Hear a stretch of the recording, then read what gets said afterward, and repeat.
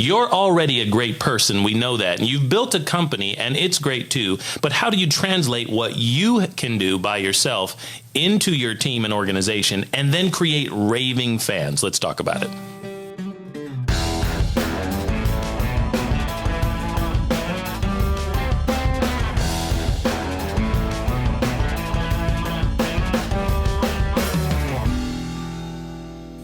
What's up, everybody? It's Jadu and Tim Joyner back here with the Grow with Tim podcast, talking about creating raving fans. You know, Tim, I've heard that some of the best and most profitable companies these days, the reason that they've got that title out there is because they've got people who are customers who talk about them more than they talk about themselves. Yeah, absolutely. I read a study recently. I can't remember the title or the origin, but basically they studied this generation's greatest companies. And they identified that the great companies of today all have raving fans, right? They have customers that talk about them, that love them, that would not go anywhere else. They're going to be loyal pretty much no matter what. And so then they deconstructed that and said, okay, how did that come to be? How did those raving fans come to be? Well, it's because this customer or this company delivers great experiences. Great customer service, great experiences. Okay, well, how did they do that? Well, they hired great people, but that wasn't enough. It wasn't enough just to have great people. They also had to have great systems. So the formula for a great company is you take great people, you develop these great systems so everybody's pulling in the same direction, not all just kind of doing that which is right in his own eyes, right? But they're great people, great systems, produce great experiences, which produces raving fans, which produces a profitable, sustainable, long-term awesome company. So you're saying that this situation of creating raving fans, folks who are third-party, not paid to word of mouth communicate that how great you are to everybody else, right? The strongest form is just word of mouth. Having people trusted, tell other people trusted, hey, these are the people to work with. You're saying that it's not on accident at all. Exactly. Yeah, I think that right there, we've all had those serendipitous meetings. Some of our friends came about because of accidental, it just happened to be the right place, right time. But you're saying in company culture, that's not the way to build it. You got it. Okay. So now here's the question. How do we prove through what we're doing that customers are going to be able to love our experience so much that they're going to, how do we prove? How do we test that model? How do we know? So I think there have been a lot of studies that have tried to do just that. And consistently we find that great experiences lead to repeat customers. And you've all heard the stat, it's a whole lot cheaper to keep a customer than it is to get a new one, right? So that's one thing. It's also referral marketing is by far the cheapest marketing you can do, right? Yeah, right. You can spend a whole lot of money advertising, trying to take somebody from zero, they don't know anything about your company, up to the point of making a decision, purchasing from you. That costs a lot of money, takes a lot of time and effort. Right. Or I can tell you, Jeremiah, you got this new product I got is awesome, and you're going to go out and buy it right away, right? And it didn't cost that company anything to do that. I think about it in terms of movies all the time, right? We're recording this in the summer of 02 or 2022. We got a time machine. 22. Here, folks. All right. Okay. And Top Gun seems to be the big movie of the summer. And I have never seen the old Top Gun. Everybody's heard of Goose and Mav, and I know what that is as well.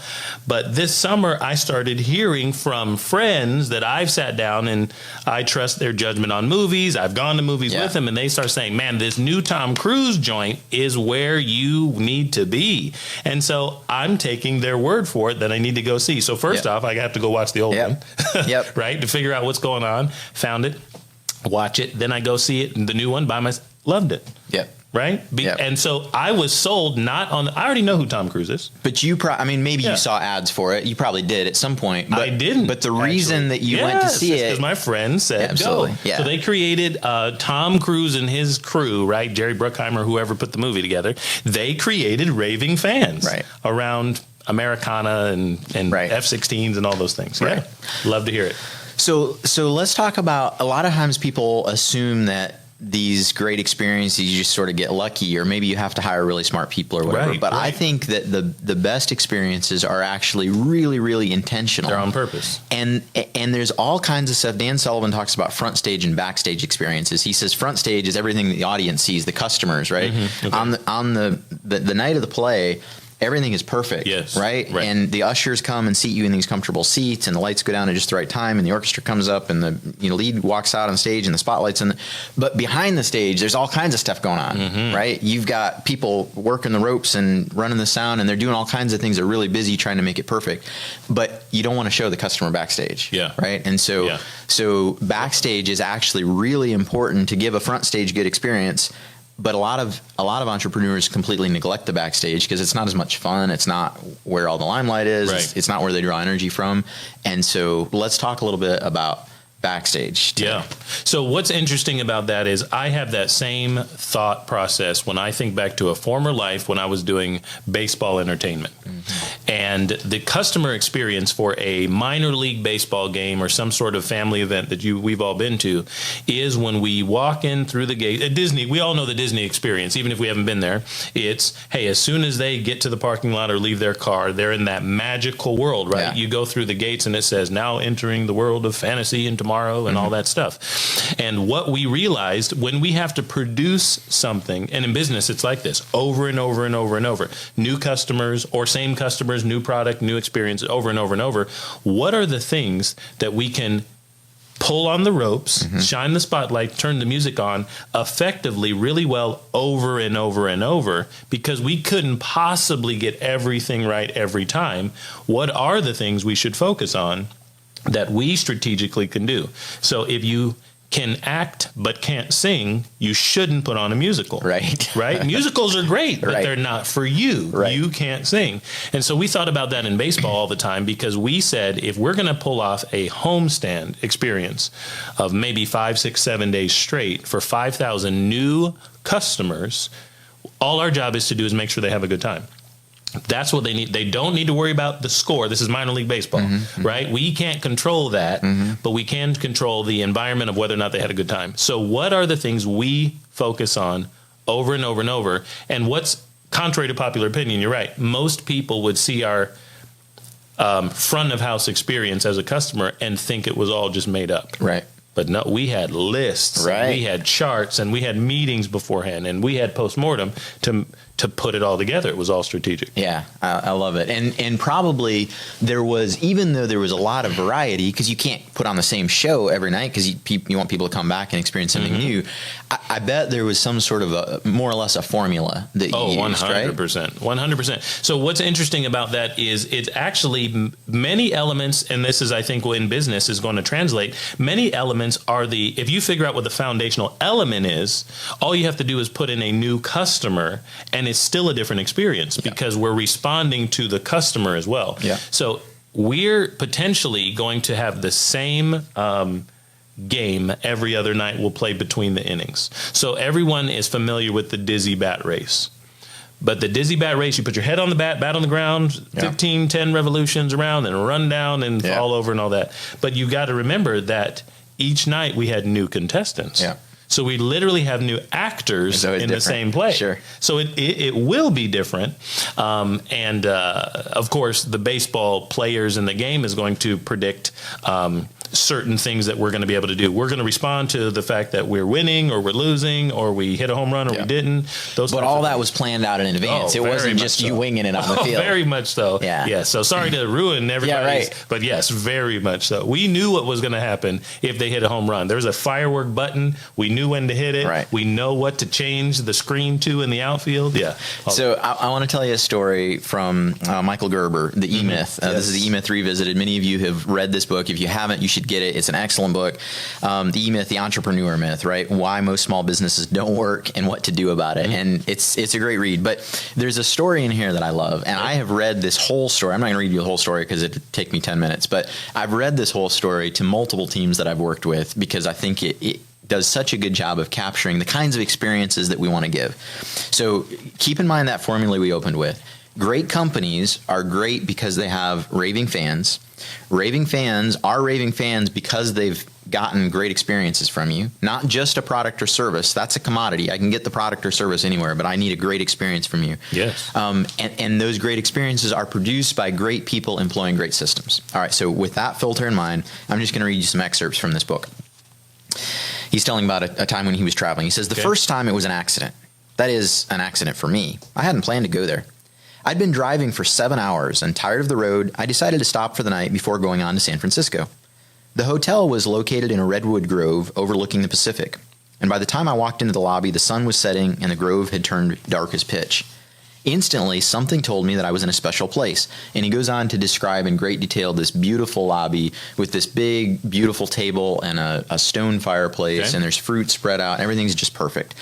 Behind the reception desk, a woman appeared dressed in a freshly starched red, green, and white gingham blouse and a deep red ochre skirt, and goes on to describe how she was set up and the counter that she's standing behind. Mm-hmm. "Welcome to Venetia," she smiled warmly. It took no more than 3 minutes from the moment she spoke that greeting to the time the bellboy ushered me into my room, despite the fact that I had no reservation. I couldn't believe the ease with which it all happened, right? Show up at the baseball game. It's just fun. It's easy. You're working really hard to make it that way, right? Yes. Okay, really easy. And then the room, and he goes on to describe the room. It's beautiful. Everything's perfect. I'm going to skip over that for time. Mm-hmm. Delighted with my good fortune, I changed for dinner. The woman at the desk had made my reservation when she checked me in. Okay, so cool. So he goes out, he walks to this restaurant, he gets in right away, even though the dining room is crowded, there are people waiting, he's got a reservation, he's shown right in. All right, he has a wonderful dinner. He comes out, he says, I signed the check and returned to my room, noting on the way that the lights had been turned up along the path, apparently to compensate for the growing darkness. By the time I arrived at my room, the night had become chilly. I was looking forward to a fire and possibly another brandy before going to bed. So he talked earlier about how there's this cool fireplace in his room. Yeah. Somebody had beaten me to it. A brisk fire was burning in the fireplace. The quilt was turned down on the bed. The pillows were plumped up, a mint resting on each one. On one of the night tables beside the bed stood a glass of brandy and a card. I picked up the card and it read, "Welcome to your first day at Venetia. I hope it's been enjoyable. If there's anything I can do for you, day or night, please don't hesitate to call. Kathy." As I drifted off to sleep that evening, I felt very well taken care of. The following morning, I woke to a strange bubbling sound in the bathroom. I rose to investigate. A pot of coffee, turned on by an automatic timer, was merrily perking away on the sink counter. A card resting against the pot said, "Your brand of coffee. Enjoy. K." And it was my brand of coffee. Okay. How in the world could they have known I'm trying to that? wonder the same thing. Is this like the beginning of a horror story, or is this like the perfect date? It feels like magic, Yes, right? right. All right. And then I remembered at the restaurant the night before, different restaurant, right? Okay. But they worked together. At the restaurant the night before, they'd asked me what brand of coffee I preferred. And here it was. They'd communicated. There was a system. Just as I caught on to what they'd done, there was a polite knock at the door. I went to the door and opened it. Nobody. But there on the mat was a newspaper. My newspaper, the New York Times. How in the world did they know that? And then I remembered when I checked in the night before, the receptionist had asked what newspaper I preferred. I hadn't given another thought until now, and there it was. And exactly the same scenario has occurred each and every time I've returned. And he goes on to describe all these amazing things that happen. But so eventually he goes on to say he just had to know, how does this work? So he made an appointment with the hotel manager, and he says, "How you must have amazing people." And he says, "Well, absolutely, we have good people."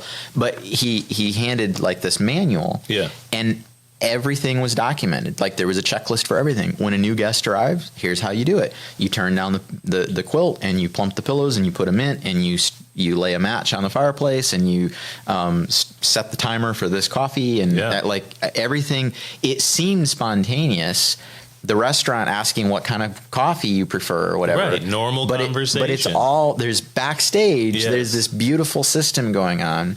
And so he went back to this hotel again and again and again, right? Because it was an amazing experience. The point is that it requires great planning and systems backstage to make that kind of thing happen. So if you are a small business owner, or a big business owner for that matter, I mean, imagine whatever it is, whether you build houses, whether you are an ad agency, whether you're a realtor, whether you're a financial planner, I don't care what your business is. Maybe you just have a retail store and you sell widgets. Think about if you could produce an experience at that level for your customers, they're never going to go anywhere else. But you've got to have a system to do it. Now think about Michael Gerber put that in the book, and many of us have gone through that book once or twice, me a long time ago, and I'm now refreshed on that story.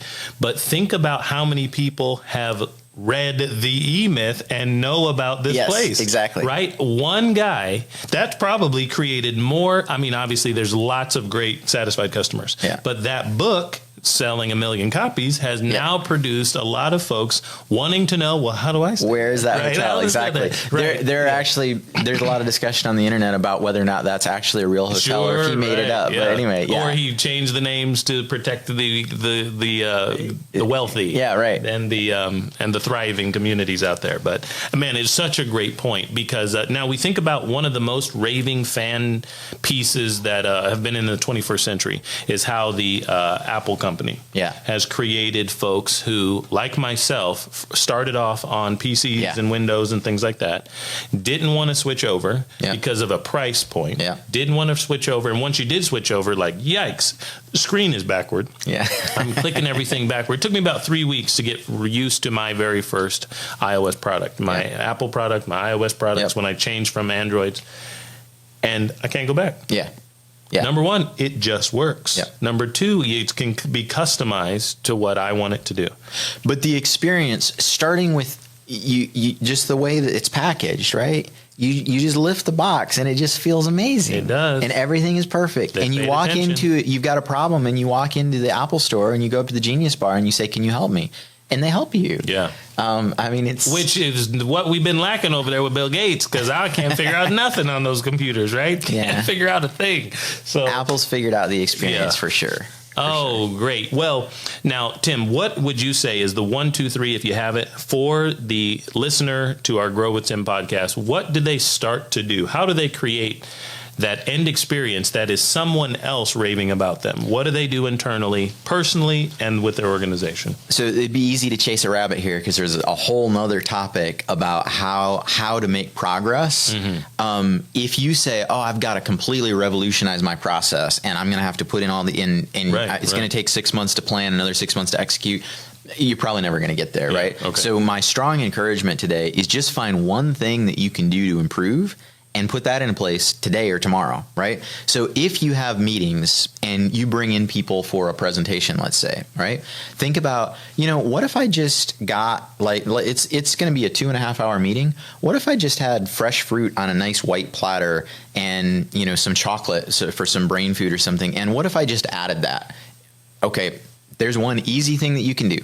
What if I just made sure that 10 minutes before every meeting, I went in, I straightened up the chairs, I made sure that I had a printed agenda and my slide deck was up and ready to go, so that when people came in, it was just perfect. What if instead of grabbing a water bottle after the guest arrived, what if I had a chilled water bottle coming out of the fridge, set down when they first walked in? Right? I mean, little things like that, right?